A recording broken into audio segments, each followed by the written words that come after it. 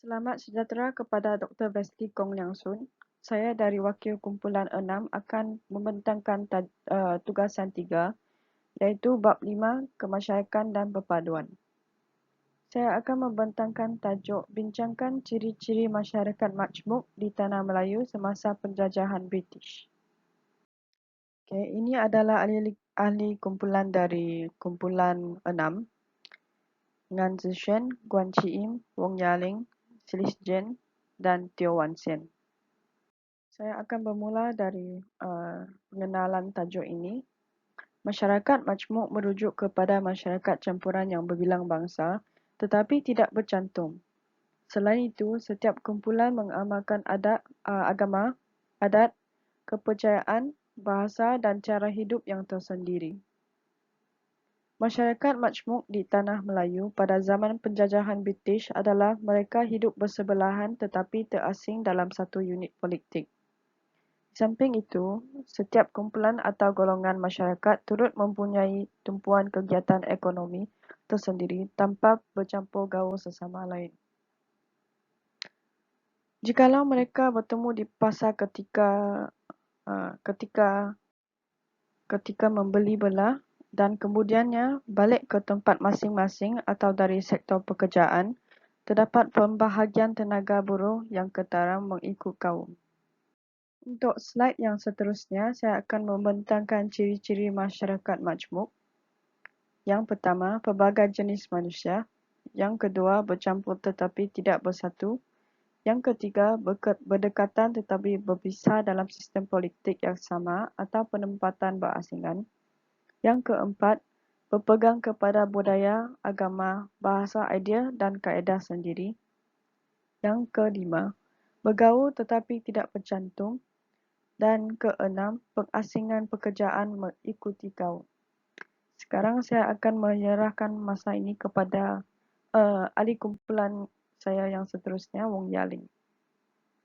Tentang politik, terdapat fahaman dan pengaruh politik yang berbeza. Selain itu, kaum Cina dan India lebih mementingkan hal-hal politik yang berlaku di negara asal mereka, manakala bagi kaum Melayu pula sentiasa ingin memelihara hak dan kepentingan mereka sebagai anak jati tanah Melayu. Di samping itu, usaha-usaha ini dapat dilihat dalam majalah-majalah terbitan seperti Saudara, Pengasuh, Utusan Melayu, Kota Melaya, dan Majlis. Oleh sebab saluran memperoleh maklumat yang berbeza dan tidak seragam serta wujudnya perasaan curiga dalam setiap kaum menyebabkan masyarakat majmuk ini mengalami kesukaran untuk bersatu padu. Tentang ekonomi, dasar ekonomi komersial kapitalisme dan bebas yang berlaku menyebabkan perubahan sistem daripada saluran diri kepada sistem komersial. Selain itu, pembukaan tanah dan ladang serta peningkatan perhubungan biji timah telah mendorong wujudnya sistem ekonomi moden industri yang berasaskan buruh. Seterusnya, memerlukan tenaga buruh yang banyak untuk menjalankan kegiatan ekonomi tersebut. Di samping itu, migran dari China dan India dibawa masuk secara besar-besaran oleh pihak British. Seterusnya, dasar pecah dan perintah yang dilaksanakan oleh pihak British telah memisahkan kaum-kaum berdasarkan kegiatan ekonomi.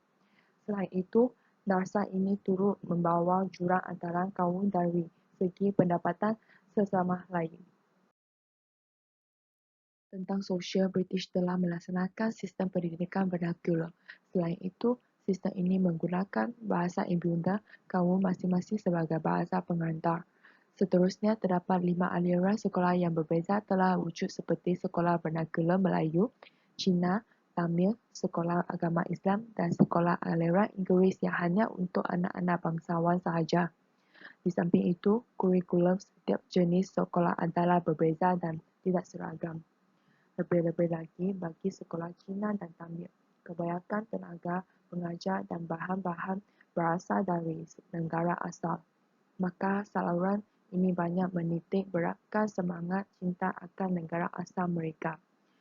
Selain itu, ketidakseragaman sukatan pendidik turut menambahkan jurang antara kaum dalam kalangan masyarakat majmuk di Tanah Melayu. Tentang rumusan kewujudan masyarakat majmuk di negara ini adalah hasil pelaksanaan dasar yang berkehendakkan buruh imigran bagi menjana ekonomi dan membolehkan penjajah mengeksploitasikan hasil kaya bumi dengan tidak mempedulikan permasalahan yang dihadapi oleh masyarakat peribumi. Selain itu, kemasukan imigran turut meninggalkan sama ada kesan positif dan negatif. Namun begitu, kewujudan masyarakat majmuk tanah Melayu turut mencorakkan perspektif dan membentukkan budaya baru dalam kalangan ini. Dengan adanya usaha para tokoh kemerdekaan dan kerjasama rakyat Malaysia dapat hidup secara aman, damai dan bersatu padu walaupun berbeza dari segi ras, warna kulit dan juga amalan budaya.